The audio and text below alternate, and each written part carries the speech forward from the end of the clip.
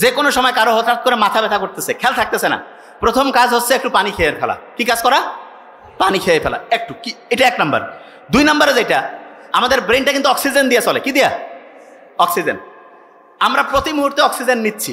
কাউকে কি বলতে হয় যে ভাই অক্সিজেন নিও না, মরে যাবা? কিন্তু বলা লাগে?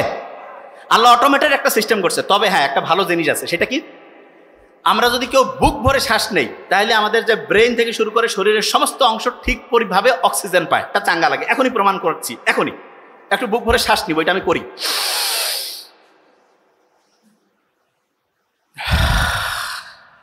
নাক দিয়ে নেওয়া লাগবে কিন্তু।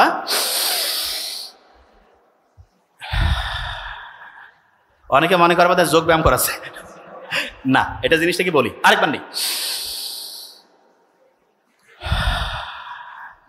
আচ্ছা, ইসলামের দৌড় প্রতিযোগিতা, এটা ইসলাম খুব দৌড়কে উৎসাহিত করছে না?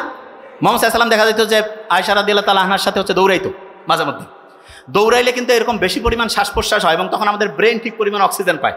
তাইলে এই যে দৌড় প্রতিযোগিতা, একটু একটু দৌড়ানো, এইটা হার্টের কোনো সমস্যা না থাকলে, অন্য কোনো প্রবলেম না থাকলে, এটা আমাদের ব্রেনের জন্য ভালো না খারাপ? ভালো। আচ্ছা, আমরা যে নামাজ পড়ি, নামাজে আমরা সেজদা দেই না? সেজদা দেই। সেজদা যখন আমরা দেই, শুনলে অবাক হবো, কপালটা আমরা মাটিতে লাগাই না? বিজ্ঞানীরা দেখতেছে যখন আমরা কপালটা মাটিতে লাগাই, যদিও এটা নিয়ে একেবারে প্রমাণিত না, কিন্তু ধারণা করতেছে, তখন হয় কি আমাদের এই যে এইখানে প্রিফ্রন্টাল কর্টেক্স আছে না, এবং হিপ্পোক্যাম্পাস, যেই দুইটা ব্রেইনের রিজার্ভের মেইন জায়গা, পড়া মনে রাখার মেইন শক্তিশালী অংশ, সেই দুইটা শক্তিশালী হয়ে যায়। তার মানে যত বেশি সেজদা, প্রিফ্রন্টাল কর্টেক্স, হিপ্পোক্যাম্পাস তত বেশি পাওয়ারফুল হয়ে যায়। সুবহানাল্লাহ। ব্রেইন যে দামি জিনিস, এটা তো বুঝি না, এই জন্য ব্রেইনের দাম বাড়ে, মানুষ কাছে এটা কি আর হবে। 1 নাম্বার জিনিস। আচ্ছা, এখানে কেউ কি আছে যে 100 কোটি টাকার মালিক? 100 কোটি? নোবডি না? আচ্ছা, ব্রেইনের দাম এখনকার হিসাবে মিনিমাম 30,000 কোটি টাকা। কোনো সার্ভিস চার্জ আছে? যে আল্লাহ যদি কইতো যে ঠিক আছে 1% করে টাকা দাও, ফকির হয়ে যাওয়া লাগবে না? এই ব্রেনটা যে দিয়েছে, এটা কাজে লাগাইতে পারতেছি না কেন? 3টা জিনিস ব্রেনটাকে ধ্বংস করতেছে। 1 নম্বরে কি? প্রফেসর মুখতার আহমেদ স্যার বলছে কিন্তু যে আমাদের ধৈর্য কম না? এই কি কম? তা উনি যেটা বলছে যে ধৈর্য কম, উনি তো বাংলায় বলছে, এই জন্য শুনে অত মজা লাগে নাই, মনে করছে এটা ফির কি সমস্যা। আপনি যদি আর্টিকেল পড়েন, আর্টিকেল মানে বিদেশি একেবারে কোটি কোটি ডলার খরচ করিয়া বিভিন্ন গবেষণা করে ওরা বাইর করছে, ওরা সেখানে বলছে কি জানেন, আপনার ব্রেইনের সবচেয়ে বড় সমস্যা হিসেবে তারা যেটা চিহ্নিত করছে, সেটা তো ইংরেজিতে বলছে, কি নাম শুনেন? Attention deficit hyperactivity disorder. ওরে বাবা, এত বড় রোগ! এইখানে যারা আছি, হয়তোবা আল্লাহর মধ্যে এরা তো ইসলামী, এদের হয়তো বেশিরভাগ জনের ব্রেন ভালো আছে, তবে সারা দেশের যদি চিন্তা করি 80% মানে 10 জনে 8 জনের, আমার সাথে একটু বলতে হবে, attention deficit hyperactivity disorder. এইটাকেই বাংলায় বলে কি? ধৈর্যের অভাব। এবং আপনি যদি ডাক্তারের কাছে যান, যদি আপনার এটা লিখে দেয় ADHD, কবে যে আপনার বিশাল বড় সমস্যা। যে কি ব্যাপার, যে এটা ট্রিটমেন্ট আমাদের কাছে আছে। কি ট্রিটমেন্ট দিবে শুনেন? বলবে যে আপনি ঠিক রাতে এশার নামাজ যখন হবে, তারপরে মোবাইল টোবাইল দেখবেন না, ঘুমাবেন। ফজরে উঠবেন, উঠে আগে একটু চোখ বন্ধ করে থাকবেন, শুকরিয়া আদায় করবেন, তারপর একটু এক্সারসাইজ করবেন, সকালে একটু হাঁটাহাঁটি করে সূর্যের দিকে তাকাবেন, সারাদিন সহজে বেশি মোবাইল বের করবেন না, দুপুরের পরে একটু দেখতে পারেন, আর কোন সময় কি কাজ করবেন এটা ডায়েরি মেনটেন করে লিখে লিখে করবেন। ফি হচ্ছে কয়েক হাজার টাকা নিয়ে নিবে, বুঝেন নাই? বড় বড় যে রোগগুলো, আমি তো অবাক হয়ে গেছি যে কিরে বাবা, এগুলো রোগ, এগুলো ট্রিটমেন্ট, এবং এগুলো যাদের হয়, অবশ্য যার টাকা পয়সা কম হইলেও কোনো সমস্যা নেই, কারণ মানে রোগ যে আসে টেরে পাবে না। তা ওই বেশিরভাগ জন যারা আছে না, টাকা পয়সা প্রচুর, আমরা তো দেখি ওই যে তোমাদের নোবেল স্যার সারা দুনিয়া থেকে রুগী দেখতেছে আলহামদুলিল্লাহ, এবং ইন্ডিয়ায় মাদ্রাস চেন্নাইতে যে ভালো হচ্ছে না আলহামদুলিল্লাহ, কারণ খুব অথেন্টিক ইমানদারির সাথে রুগী দেখে, সে একটা পয়সা কোনোদিন 2 নম্বরই করেন, এই জন্য অনেস্ট ডাক্তার, আল্লাহর রহমত আছে আলহামদুলিল্লাহ। এবং সে যেটা করছে আমি দেখছি, হিউজ মানসিক এই প্রবলেমের রুগীগুলো আছে। তা এইটা থেকে কেউ যদি বাঁচতে চায়, তাহলে তাকে ইসলামের রাস্তায় আসতে হবে না ইসলামের রাস্তা থেকে দূরে যাইতে হবে? ইসলামের রাস্তায় আসতে হবে। যে জায়গা থেকে আমি ছিলাম, তাহলে ধৈর্যের যে অভাব, এটা হচ্ছে ADHD, attention deficit hyperactivity disorder. আচ্ছা, আমরা যে নামাজটা পড়ি, নামাজ যে পড়ি, এইটার সবচাইতে বড় গুরুত্ব হচ্ছে ব্রেইনটাকে ফোকাস দেওয়ার ক্যাপাসিটি বাড়ানো। ব্রেইনটাকে কি করার ক্যাপাসিটি বাড়ানো? ফোকাস দেওয়ার। আচ্ছা, বর্তমান পৃথিবীতে সবচেয়ে বেশি টাকা আছে ধনী লোক, একটা নাম বলেন তো কে? Elon Musk. Very nice. 1835 সালে জন্ম নিয়েছে আমেরিকায় একজন এরকম ধনী লোক ছিল, যার নাম অ্যান্ড্রু কার্নেগি। কি নাম? Andrew Carnegie. তা উনি ব্যবসা বাণিজ্য যেইটাই করে খালি কোটি কোটি কোটি কোটি টাকা ইনকাম করে।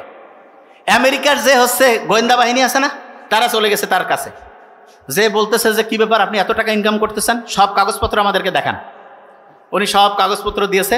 কাগজপত্র দেখার পরে কোনো জায়গায় কোনো 2 নাম্বারই ধরা পড়েনি।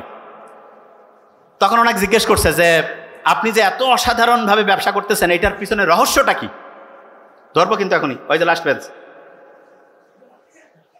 তা উনি তখন বলতেছে যে রহস্য হচ্ছে আমি যে কোনো একটা বিষয়ে 5 মিনিট মনোযোগ দিতে পারি। শুনুন আগে মন দিয়ে, কয় মিনিট মনোযোগ দিতে পারে? এই লাস্টের বেঞ্চ টুপি, কয় মিনিট মনোযোগ দিতে পারে? 5 মিনিট। ভেরি ফাইন, এই যে স্মার্ট ছেলে, 5 মিনিট। আচ্ছা, ওই সময় যারা ছিল সবাই কাছে 5 মিনিট, এটা তো কোনো কাজে না।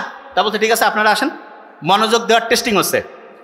যারা ওই সময় আমেরিকার বড় বড় প্রতিষ্ঠানে, ওই সময় মোবাইল টোবাইল তো ছিল না, ব্রেইন ভালো ছিল, চেষ্টা করছে, তারা 1.5 থেকে 2 মিনিট পরিমাণ একটা বিষয়ে মনোযোগ দিতে পারছে। আর অ্যান্ড্রু কার্নেগি 5 মিনিট পারত।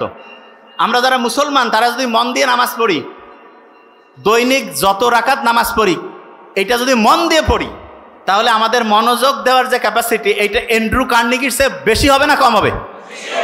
তাইলে টাকা ইনকাম করা কি কোনো কঠিন কাজ হবে? অনেকে টাকার পিছনে দৌড়ায়, জীবনে টাকার পিছনে দৌড়ে টাকা পাওয়া যায় না, কারণ দুনিয়ার নিয়ম আছে যেটার পিছনে দৌড়াবা সেটা তুমি পাবা না। তাহলে ভাই কাজটা কি? তোমার সবচেয়ে শক্তিশালী অস্ত্র হচ্ছে ব্রেইন। এই ব্রেইনটা সবচেয়ে পাওয়ারফুলভাবে আল্লাহ বানাইছে, এইটা শুধু তোমার ওই পাওয়ারটা ধরে রাখতে হবে। এবং ধরে রাখার জন্য যেই যেই বুদ্ধি দরকার, আল্লাহ সবগুলো বুদ্ধি দিয়েছে, কিন্তু আমরা ধরে রাখতে পারি না কেন? কারণ আমরা নিয়মটা কেন মানতেছি সেটাই বুঝি না। আমি যখন নামাজে দাঁড়াবো, নামাজে মনোযোগ দিলে এইটা ব্রেইনের ফোকাস করার যে ক্যাপাসিটি, ফোকাস। আচ্ছা, ফোকাস জিনিসটাকে আমি বলি, এই যে ক্যামেরা আছে না, ক্যামেরাটা আমি যেই দিকে টার্গেট করব, ছবি কি ওইটার আসবে না অন্য জায়গায় আসবে? তাইলে আপনি যেই জিনিসটা টার্গেট করবেন, আপনি ওই জিনিসটা পাবেন না অন্য জিনিস পাবেন? আচ্ছা, আপনি যদি টার্গেট করেন যে আমি আমার ব্রেইনটাকে ঠিকভাবে ভালোভাবে কাজে লাগাবো এবং এইটাকে কাজে লাগিয়ে আমি আমার জীবনে অসাধারণ কিছু করব, তাইলে আপনি এটা পারবেন কি পারবেন না?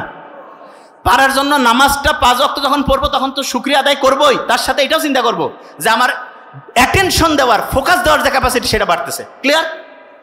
আচ্ছা, রোজা রাখি না আমরা? আপনি কি জানেন যে আমাদের শরীরটা প্রতি মুহূর্তে কিন্তু এরকম বিভিন্ন সময় হচ্ছে আবর্জনায় ভর্তি হয়ে যায়। এইটাকে পরিষ্কার করার জন্য রোজার চাইতে ভালো কোনো সিস্টেম বিজ্ঞানীরা এখন খুঁজে পায়নি। অনেক সমস্যা শারীরিক বিজ্ঞানীদের কাছে যায়, মানে যারা ডক্টর তাদের কাছে যায়, তারা বলে আপনি না খেয়ে থাকেন। কি করে বলেন না? কি করে? না খেয়ে থাকা। এই যে আমরা সকাল থেকে সন্ধ্যা পর্যন্ত না খেয়ে থাকলাম, এতে কি আমাদের শরীরটা পরিষ্কার হইল না অপরিষ্কার? কি হইল? পরিষ্কার। আচ্ছা, অন্যের গীবত করা, এটা নিজের মৃত ভাইয়ের মাংস খাওয়ার চাইতে খারাপ না? আচ্ছা, আপনি আমাকে বলেন তো, আপনি যদি অন্যের গীবত করেন, তাহলে বিজ্ঞানীরা এখন দেখছে আমাদের যে প্রিফ্রন্টাল কর্টেক্স, হিপ্পোক্যাম্পাস, এইটার কার্যকারিতা কমে। তার মানে ব্রেইনের যেই জায়গাটা পড়া মনে রাখতে হেল্প করে, পরীক্ষায় উত্তর লিখতে হেল্প করে, সেই জায়গাটা ধ্বংস হয়ে যায় অন্যের সমালোচনা করলে। আল্লাহ যে অন্যের সমালোচনাকে, গীবতকে এতটা মানে হচ্ছে যে বলা যেতে পারে যে নিষিদ্ধ করেছেন, এতটা যে নিরুৎসাহিত করেছেন, এটাকে আমাদের ব্রেইনের জন্য ভালোর জন্য না খারাপের জন্য? ভালোর জন্য। ক্লিয়ার?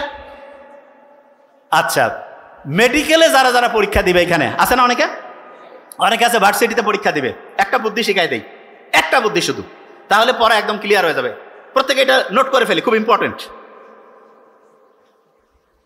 2 মিনিটের মধ্যে গোটাল জিনিসটা প্যাকেট করে ফেলবো ইনশাল্লাহ। সেটা কি? মেডিকেল অ্যাডমিশনে 5টা বক্স আছে। কটা বক্স? 5টা বক্স। 5 ওয়াক্ত নামাজের মতো 5টা বক্স। একটা হচ্ছে ফিজিক্সের বক্স, একটা কেমিস্ট্রি, একটা বায়োলজি, একটা ইংলিশ, একটা সাধারণ জ্ঞান। আপনি সারা দেশের মধ্যে ফার্স্ট হইতে পারবেন যদি আপনি প্রত্যেক দিন 5টা বক্সে 1 মিনিট করে হইলেও পড়েন। আমি আবার বলছি, 5টা বক্সে 1 মিনিট করে হইলেও যদি আপনি পড়েন, আপনি সারা দেশে ফার্স্ট হইতে পারেন। প্রথম থেকে পড়তে হবে, প্রথম থেকেই। আজকে শুনলেন, ফিজিক্সের box, chemistry, biology, English, general knowledge, 5টা বক্স আছে। প্রত্যেক বক্সে মিনিমাম কয় মিনিট হইলেও পড়বেন বলেন না? অনেকে লজ্জা পাচ্ছে যে 1 মিনিট পরে কি হবে, ঠিক না? শোনেন, আপনি যখন 1 মিনিট পড়বেন না, আপনার একটা জিনিস বলে দিই, আপনারা যখন ফেসবুকে যান কি চিন্তা করেন যে আমি 1 মিনিট যাবো আর ঘুরে আসবো, ঠিক না? এটা তো ফেসবুকে যাওয়ার সময় কিন্তু স্যার এরকম করে যে 1 মিনিট যায় ঘুরে আসতেছে। ও আল্লাহ, 1 মিনিট যাওয়ার পরে 2 ঘন্টা কোন দিক দিয়ে গেছে ওর খেয়ালই নাই। আর পড়ার সময় কি করে যে একবারে 3 ঘন্টা পড়বো, এই 3 ঘন্টা পড়বো, এটা যখন ব্রেইনে দেয় ব্রেন বিরক্ত হয়ে যায়। 3 ঘন্টা একটা কাজ। ওই যে প্রফেসর মুক্তার স্যার বললো না যে একজনকে বলছে এই বই পড়া কয় জানা ভাই, আমার ধৈর্য নাই, পারবো না। তো একটানা 3 ঘন্টা যখন পড়তে দিব ব্রেন পছন্দ করবে না, তাহলে কি করা লাগবে? ব্রেনকে বলবো আমি 1 মিনিট পড়বো। মজার ব্যাপারটা কি জানেন? আপনি যখন 1 মিনিট পড়বেন তখন মনে হবে 2 মিনিট, 3 মিনিট, 5 মিনিট। ইসলামে এই জন্য একটা খুব অসাধারণ কাজ আছে, আমল ছোট হইলেও দৈনিক অল্প অল্প অল্প করে করো, বলছে না? আচ্ছা, আমরা যখন ট্রাভেলিংয়ে যাই তখন কসরের নামাজ আছে না? আমি বলি কি পড়াশোনার ক্ষেত্রে কসরের পড়া আছে। কীরকম? ঈদের দিন কোনো প্রোগ্রাম, কোনো জায়গায় কোনো দুর্ঘটনা ঘটছে, ওই দিন কসরের পড়া পড়বো। কিসের পড়া? কসরের পড়া মানে কি সেটা বলি। ধরেন নামাজ আপনি যতটুকু নর্মালি পড়েন তার 4 ভাগের 1 ভাগ ধরেন পড়লেন, কথার কথা সব মিলে। তা আপনি দৈনিক মনে করেন যে 4 ঘন্টা পড়েন, যেই দিন আপনার পড়ার কোনো মুড নাই, মন মেজাজ খুব খারাপ, সেই দিন কসরের পড়া। কসরের পড়া মানে আধা ঘন্টা, 20 মিনিট, 15 মিনিট আমি পড়বই পড়বো। ক্লিয়ার? তাহলে বলেন তো, কসরের পড়া ঈদের দিনও আমি পড়বো 15 মিনিট, 20 মিনিট, তার বেশি পড়লে সমস্যা নেই, কিন্তু মিনিমাম 15 থেকে 20 মিনিট আমি পড়বই পড়বো। ক্লিয়ার? তাহলে এখন থেকে যতদিন আমি বেঁচে থাকবো কসরের পড়া থাকবে আমার, মানে যেদিন আমার পড়া নাই সেই দিন আমি কয় মিনিট পড়বো বলি না কেন? 15 থেকে 20 মিনিট পড়লে হবে। আচ্ছা, যে জিনিসটা বলতেছিলাম যে আমাদের যে ব্রেইনের যে নিউরনগুলো আছে এগুলো ভালো কাজে শক্তিশালী হয় আর খারাপ কাজে ধ্বংসের দিকে যায়। এই জন্য ইসলাম সবচেয়ে ভালো কাজগুলোকে উৎসাহিত করছে, খারাপ কাজগুলোকে আস্তে আস্তে পিছাই দিয়েছে।